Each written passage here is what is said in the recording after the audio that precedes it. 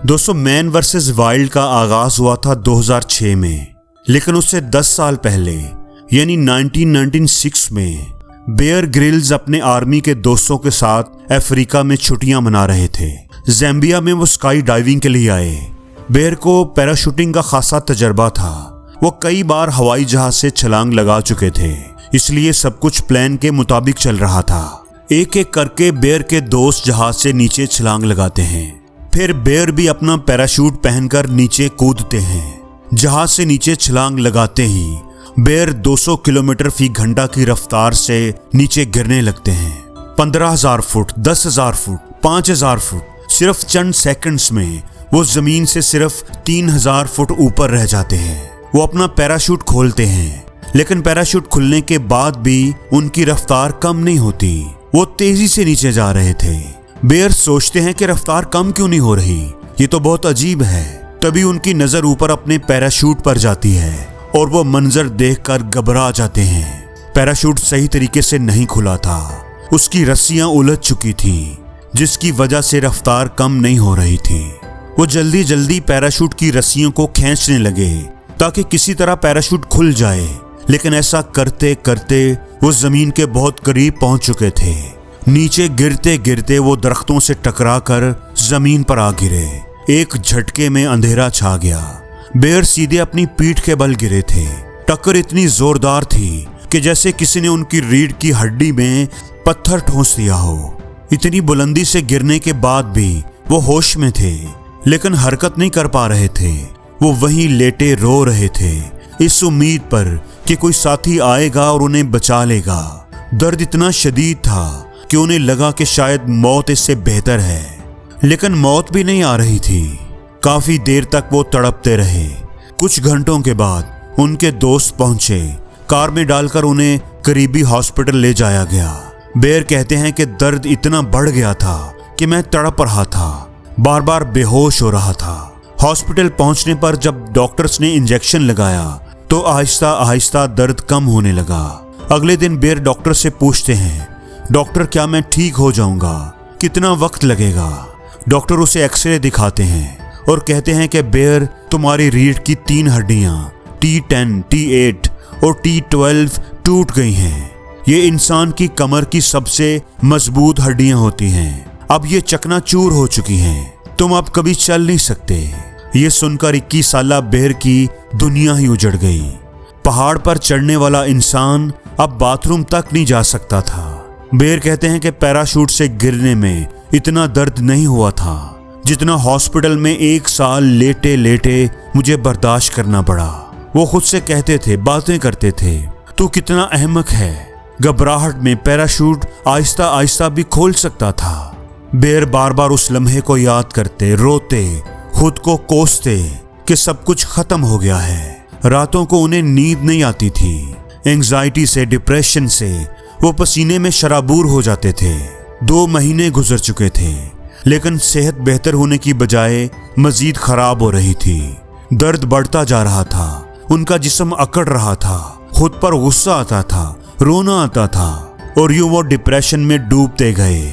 सबको लगता था कि बेयर बहुत पॉजिटिव बंदा है, लेकिन हकीकत ये थी कि उस वक्त बेयर सिर्फ 21 साल के नौजवान थे और बहुत ज्यादा खौफजदा थे। फिर एक दिन उनकी नजर दीवार पर लगी माउंट एवरेस्ट की तस्वीर पर पड़ी। बेयर कहते हैं कि क्या मालूम था कि एक छोटी सी तस्वीर मेरी जिंदगी को बदल देगी। बेयर और उनके वालिद का ख्वाब था कि वो माउंट एवरेस्ट को सर करें, लेकिन उस वक्त वो खड़े होने के काबिल भी ना रहे थे। फिर भी पीठ पर मेटल ब्रेसेस के बावजूद वो किसी न किसी तरह से उठे। लड़खड़ाते हुए उस तस्वीर के पास पहुंचे। उसे देखा और खुद से कहा, चाहे कुछ भी हो जाए, मैं ना सिर्फ दोबारा अपने पैरों पर चलूंगा बल्कि माउंट एवरेस्ट सर भी करूंगा। ये बात उनके सबकॉन्शियस माइंड में बैठ गई। अगले दिन जब वो जागे तो उन्हें अपनी दादी की बात याद आई। बेटा, जिंदगी में जो कुछ भी होता है अच्छे के लिए होता है। अब बेयर को सोचने का नया अंदाज मिल गया।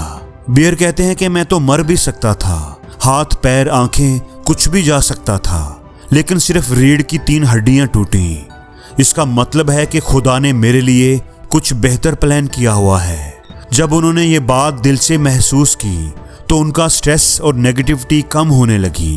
पहले उन्होंने दिमाग को रिपेयर किया, फिर उनका जिस्म खुद ब खुद हील होने लगा, जख्म भरने लगे, हड्डियां जुड़ने लगी। एक दिन उनके करीबी दोस्त ने उन्हें कहा कि जिंदगी और मौत तो खुदा के हाथ में है, खुदा ने तो तुम्हें एक नई जिंदगी दी है। बेयर कहते हैं कि जिंदगी अक्सर हमें दूसरा मौका नहीं देती, लेकिन अगर ऐसा होता है तो ग्रेटफुल रहो, शुक्रगुजार रहो। बेयर शुक्रगुजार थे अपनी जिंदगी के लिए, अपनी टूटी कमर के लिए, अपने ख्वाबों के लिए। उन्होंने दोबारा एवरेस्ट की तस्वीर उठाई और जोर से कहा, जैसे ही मैं ठीक हो जाऊंगा मैं माउंट एवरेस्ट की चोटी को छू कर आऊंगा।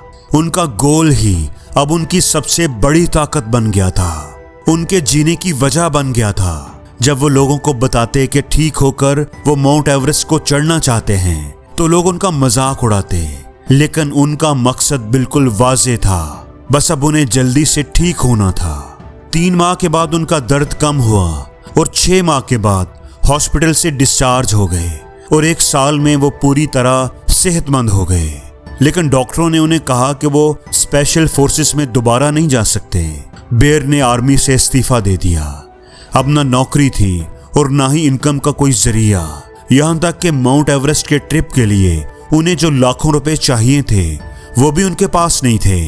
50 लाख रुपए चाहिए थे जो बेयर के पास नहीं थे। अगले 1 महीने तक उन्होंने 250 कंपनीज को स्पॉन्सरशिप के लिए खतूत भेजे, सबके सब ने इनकार कर दिया।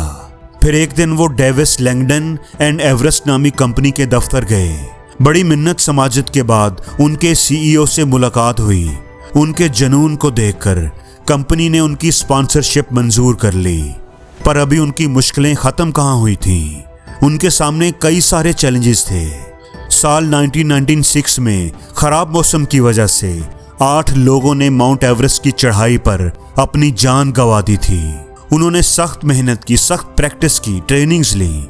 फिर वो दिन आया अप्रैल 1998 जब बेयर और उनकी टीम ने माउंट एवरेस्ट की चढ़ाई शुरू कर दी। चढ़ते चढ़ते बेयर बर्फ के एक गड्ढे में गिर गए, लेकिन एक रस्सी ने उन्हें बचा लिया। उनके साथियों ने उन्हें खींचकर बाहर निकाला। उन्हें इतनी ज़्यादा चोटें आई थीं कि डॉक्टरों ने उन्हें कुछ दिनों के लिए रेस्ट करने के लिए कहा। चंद दिनों के रेस्ट के बाद जब वो दोबारा चढ़ाई के लिए रेडी हुए तो उन्हें एक और बुरी खबर मिली। एवरेस्ट पर एक तूफान आने वाला था, जिसके बाद एवरेस्ट पर चढ़ाई करना बिल्कुल नामुमकिन हो जाना था। लेकिन आखिरी लम्हे वो तूफान दूसरी तरफ मुड़ गया। बेयर और उनकी टीम ने फौरन चढ़ाई शुरू कर दी।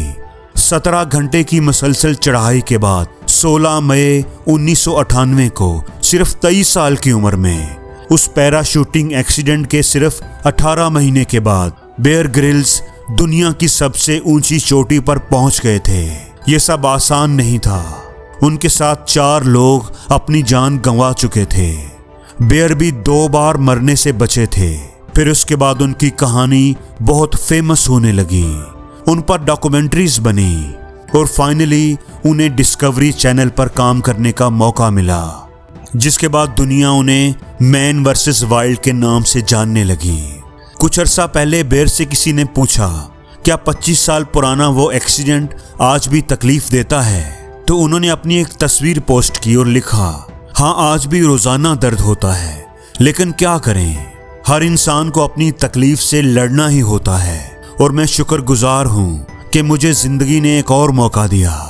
इस कहानी से मैं आपको 2 लेसन्स बताऊंगा। सबक नंबर 1, जिंदगी एक कीमती तोहफा है। अगर कोई और इंसान बेयर ग्रिल की जगह होता तो क्या करता? पूरी जिंदगी अपनी लाइफ को और खुद को कोसता रहता, उस लम्हे को याद करता रहता जब उसका पैराशूट नहीं खुला था, जब उसने जहाज से छलांग लगाई थी, जब वो अफ्रीका गया था। लेकिन लाइफ ने जब बेयर को हिट किया तो बेयर ने वापस उठकर सामने से जोर से हिट किया। दोस्तों याद रखें, जिंदगी आपको गिराने के लिए नहीं गिराती, दर्द तकलीफ देने के लिए दर्द नहीं देती, ये आपको स्ट्रांग बनाने के लिए ऐसा करती है। जितने ज्यादा आपने दुख देखे होते हैं, जितना ज्यादा आपने डिस्कम्फर्ट का सामना किया होता है, उतने ही ज्यादा आप स्ट्रांग बनते जाते हैं। इसलिए हर एक चीज में आप डिस्कंफर्ट को वेलकम करो, क्योंकि लाइफ डिस्कंफर्ट के साथ आगे बढ़ती है, क्योंकि डिस्कंफर्ट के साथ आती है ग्रोथ। पुरानी चीजों, पुराने ख्यालात, पुरानी बेकार आदतों को तोड़ते चले जाओ। तोड़ने में दर्द तो होगा, लेकिन ये दर्द आपकी लाइफ को संवार देगा।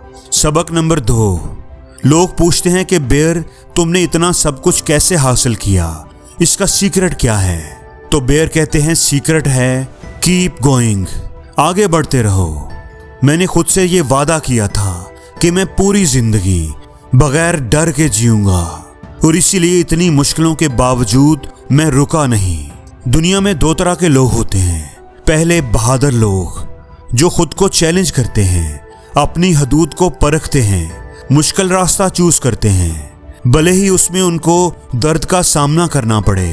और दूसरे डरे हुए लोग, वो जो बस बचने के लिए जीते हैं, खुद को महफूज रखते हैं। हमें सिर्फ एक ही लाइफ मिली है, और फिर भी 99% लोग सिर्फ बचने के लिए खेलते हैं, जीतने के लिए नहीं, अपने पोटेंशियल को अचीव करने के लिए नहीं।